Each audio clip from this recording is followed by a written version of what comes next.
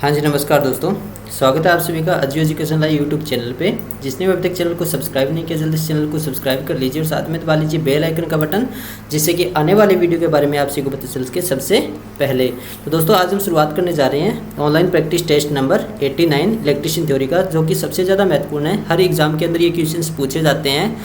जो भी central level की वैकेंसी हो चाहे कोई भी वैकेंसी हो, उनके अंदर ये क्वेश्चन जरूर आएंगे।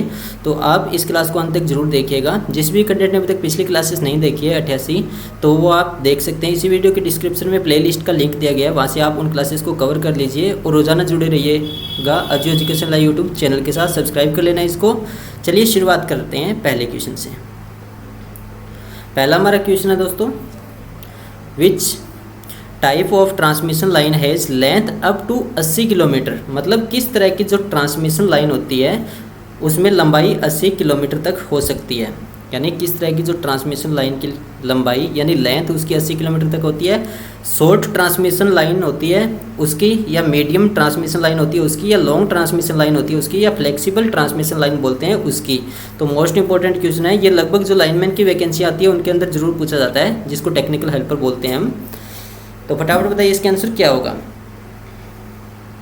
तो दोस्तों इसका राइट आंसर हो जाएगा ए, मतलब शॉर्ट ट्रांसमिशन लाइन। यानी शॉर्ट ट्रांसमिशन लाइन के लिए 80 किलोमीटर की लंबाई होती है, और मीडियम जो लाइन की लंबाई होती है वो होती है 80 से लेकर 160, 80 से 160 किलोमीटर में। समझ गए। और उसके बाद में आती है लॉन्ग ट्रांसमिशन लाइन, मतलब ये होती है 160 से अधिक, 160 से प्लस होती है। इनको क्या बोला जाता है? Long transmission line. नेक्स्ट हमारा क्वेश्चन दोस्तों 2 नंबर।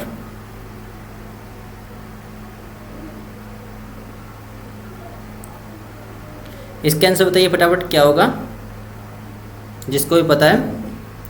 लघु पारेषण लाइनों के विश्लेषण में निम्न में से किसकी उपेक्षा की गई है? तो I2R हानि मतलब पावर लॉस, या शंट एडमिटेंस, या श्रृंखला प्रतिबाधा जिसको सीरीज इम्पीडेंस बोला जाता है, या उपरोक्त सभी। बताइए कौन सा आंसर होगा। मोस्ट इंपॉर्टेंट क्वेश्चन है। लघु पारेषण लाइनों के विश्लेषण में निम्न में से किसकी उपेक्षा की गई है दोस्तों? तो इसका राइट आंसर हो जाएगा बी, मतलब शंट एडमिटेंस। थोड़ा ध्यान से समझिएगा, आपको ये क्वेश्चन समझ में आ जाएगा। शॉर्ट ट्रांसमिशन लाइन में शंट जो कैपेसिटेंस होता है उसको नेग्लेक्ट माना जाता है, जबकि मीडियम ट्रांसमिशन लाइन होती है उसमें लॉन्ग ट्रांसमिशन में रेजिस्टेंस, सीरीज इंडक्टेंस तथा शंट कैपेसिटेंस तीनों को लिया जाता है। ये आपको ध्यान रखना है। मतलब ध्यान से सुनिएगा एक बार फिर से। शॉर्ट ट्रांसमिशन लाइन में क्या होता है? शंट कैपेसिटेंस को नेग्लेक्ट माना जाता है, जबकि जो मीडियम ट्रांसमिशन लाइन होती है उनमें क्या होता है? लॉन्ग ट्रांसमिशन में मीडियम और लॉन्ग यानी दोनों की बात हो रही है, तो उसमें रेजिस्टेंस, सीरीज इंडक्टेंस और शंट कैपेसिटेंस तीनों को शामिल किया जाता है। नेक्स्ट हमारा क्वेश्चन है दोस्तों 3 नंबर। इसका आंसर बताइए क्या होगा। अब बात आती है, जब प्रेषक की सिरा वोल्टता ज़्यादा होती है तो प्रेषित बिजली क्या होगी?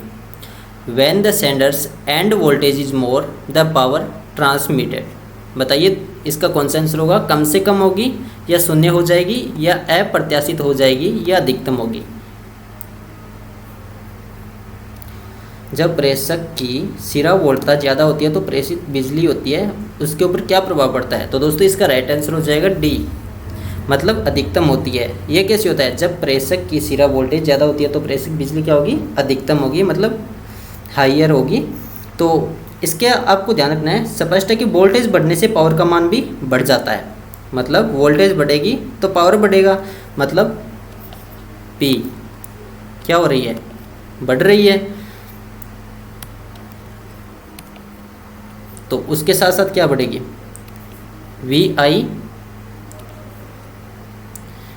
cos phi.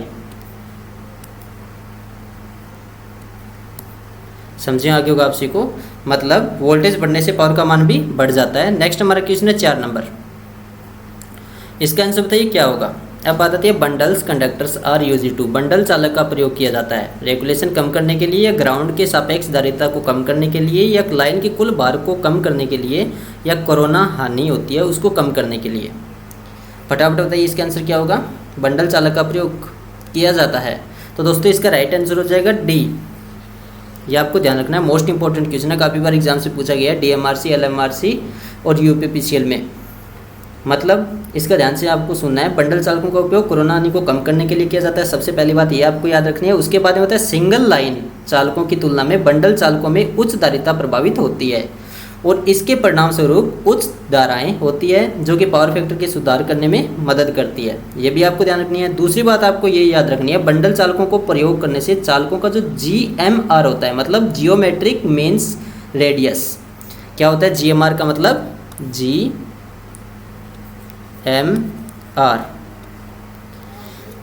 ध्यान से सुनिएगा। बंडल चालकों के प्रयोग से चालकों का जो GMR होता है यानी जियोमेट्रिक मीन्स रेडियस बढ़ जाता है, जिसके परिणाम स्वरूप प्रति फेज इंडक्टेंस का मान कम हो जाता है। यानी प्रति फेज इंडक्टेंस का मान क्या होता है, कम होता है हमेशा, ये आपको ध्यान रखना है। और तीसरी बात आपको याद रखनी है, बंडल चालकों के प्रयोग से सरज प्रतिबाधा भार मतलब लोडिंग का जो मान होता है वो हमेशा बढ़ता है, जिससे कि ट्रांसमिशन सिस्टम की क्षमता बढ़ जाती है, मतलब उसकी कैपेसिटी बढ़ती है। नेक्स्ट हमारा क्वेश्चन है 5 नंबर। इसके आंसर बताइए क्या होगा। अब बात आती है दोस्तों, पिन टाइप इंसुलेटर्स संचरण लाइनों के लिए प्रयोग किए जाते हैं। जो संचरण लाइन होती है मतलब ट्रांसमिशन लाइन, यानी कितने वोल्टेज तक या कितने केवी तक हम उनको काम में ले सकते हैं। ये काफ़ी फेमस क्वेश्चन है, जल्दी से टाइप करके बताइए। जिसको क्लास अच्छी लग रही है प्लीज़ लाइक कीजिए। तो दोस्तों इसका राइट आंसर हो जाएगा बी, मतलब अप टू 33 किलो वोल्ट, यानी पिन टाइप इंसुलेटर का प्रयोग ट्रांसमिशन लाइनों में 33 केवी तक की वोल्ट तक लिए किया जाता है। और पिन टाइप इंसुलेटर प्राय पोर्सिलिन पदार्थ के बने होते हैं। नेक्स्ट हमारा क्वेश्चन है दोस्तों 6 नंबर। इसका आंसर बताइए क्या होगा।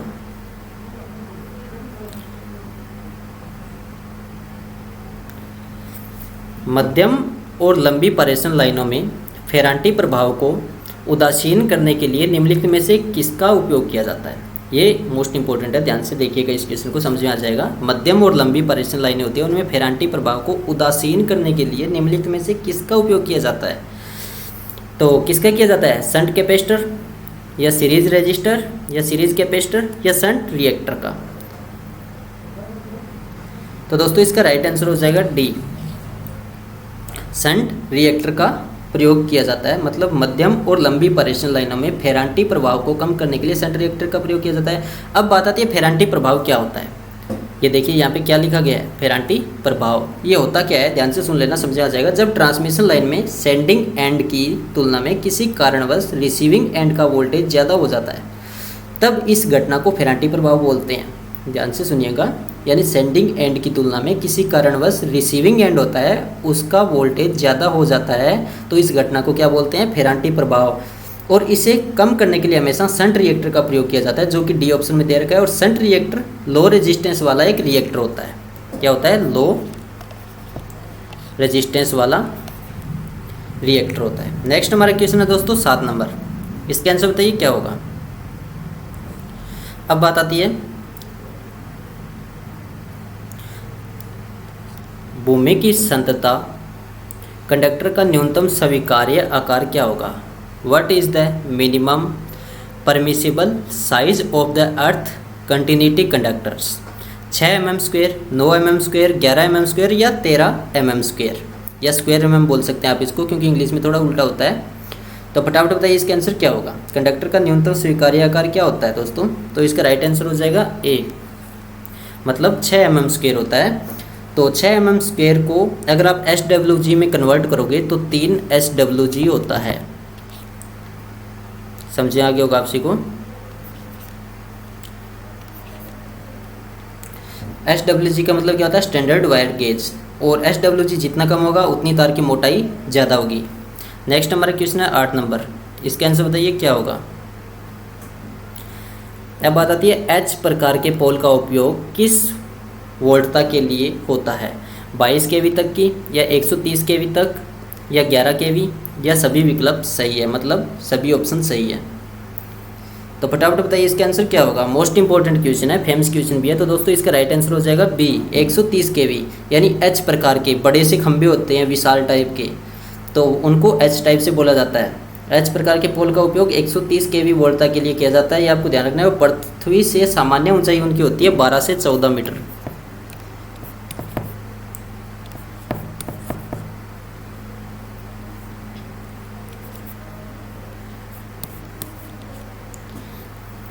तो दोस्तों 12 से 14 मीटर उनकी ऊंचाई होती है, और उनकी गहराई कितनी होती है, 2 से 2.5 मीटर। नेक्स्ट हमारा क्वेश्चन है 9 नंबर, इसका आंसर बताइए फटाफट क्या होगा। अब बात आती है सड़क को पार करती हुई उच्च वोल्टता लाइन की भूमि से दूरी कितनी होती है। सड़क को पार करती हुई उच्च वोल्टेज लाइन होती है या उच्च वोल्टता वाली, तो उनकी भूमि से दूरी कितनी होती है दोस्तों। सिंपल सा क्वेश्चन है, 3 मीटर, 8 मीटर या 6 मीटर या 5 मीटर। तो दोस्तों इसका राइट आंसर हो जाएगा सी, मतलब 6 मीटर होती है, ये आपको ध्यान रखना है। यानी उच्च वोल्टता लाइन में न्यूनतम गैप लाइन सड़कों तथा जो हाई वोल्टेज लाइन होती है उनके बीच 6 मीटर की दूरी होती है, और यह गैप सिर्फ 33 केवी तक के लिए ही होता है, जबकि 220 केवी हेतु 7 मीटर लगभग ऊंचाई होती है। और जो इससे बड़ी विशाल लाइनें होती है 765 केवी की, उनके अंदर 12-13 मीटर का गैप रखा जाता है, यानी 12 या 12.5 होता है, कई बार 13 भी लिखा हुआ जाता है एग्जाम में। तो आपको ध्यान रखना है सड़क पार करती हुई उच्च वोल्टता लाइन की बात हो रही है यहाँ पे, हाई वोल्टेज लाइन, तो उसकी हमेशा दूरी होती है 6 मीटर। समझिए आगे होगा आपसे को। नेक्स्ट हमारा क्वेश्चन है 10 नंबर, इसका आंसर बताइए क्या होगा। तो ये काफ़ी इंपॉर्टेंट क्वेश्चन है, सभी को पता भी होगा इस क्वेश्चन के बारे में। तो दोस्तों अब बात आती है तांबे के स्थान पर ओवरहेड लाइंस होती है, उनमें ACSR का उपयोग क्यों किया जाता है। फटाफट बताइए, क्योंकि इनमें उच्च धारा वहन क्षमता होती है, या ये भार में हल्के होते हैं, या ये है कम खर्चीले होते हैं, और इनमें उच्च तनन शक्ति होती है। तनन शक्ति किसको बोलते हैं, जिस धातु से हम ज़्यादा से ज़्यादा लंबा तार बना सकते हैं, या तार खींचने की जो प्रक्रिया होती है या उसकी जो शक्ति होती है उसको हम तनन बोलते हैं, या तनन सामर्थ्य है, या सभी ऑप्शन सही है। बताइए कौन सा आंसर होगा इसका। तांबे के स्थान पर ओवरहेड लाइंस में ACSR का उपयोग क्यों किया जाता है दोस्तों, तो इसका राइट आंसर हो जाएगा सी, मतलब यह कम खर्चीले होते हैं, सबसे पहली बात तो यह है, और इनके अंदर उच्च तनन सामर्थ्य भी होती है, और इनका वजन भी कम होता है, ये भी ऑप्शन सही है। तो दोस्तों और इसका वैसे आप डी ऑप्शन भी दे सकते हैं, ये भी राइट है, क्योंकि सी और डी दोनों राइट माने जाते हैं।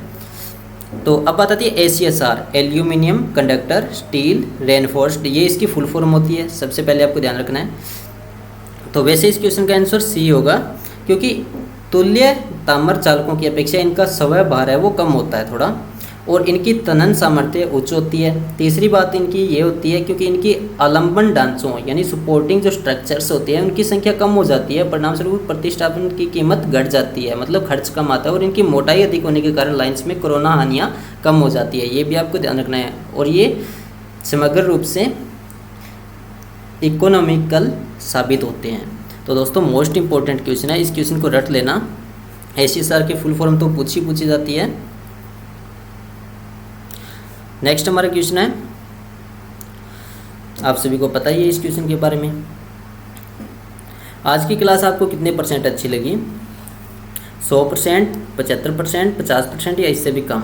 दोस्तों प्लीज़ कृपया करके आप रेटिंग ज़रूर दीजिएगा कमेंट बॉक्स में। अगर आपसे कोई यह क्लास अच्छी लगी तो प्लीज़ इसको ज़्यादा से ज़्यादा लाइक कीजिए और शेयर कीजिए ज़रूर आपके पास जितने व्हाट्सएप या टेलीग्राम ग्रुप है उन सभी में, ताकि आपके दोस्तों को भी पता चल सके, या जो लोग ITI कर रहे हैं या ITI बेस के ऊपर कोई भी वैकेंसी आई हुई है उनकी तैयारी कर रहे हैं तो उनको फ़ायदा मिल सके।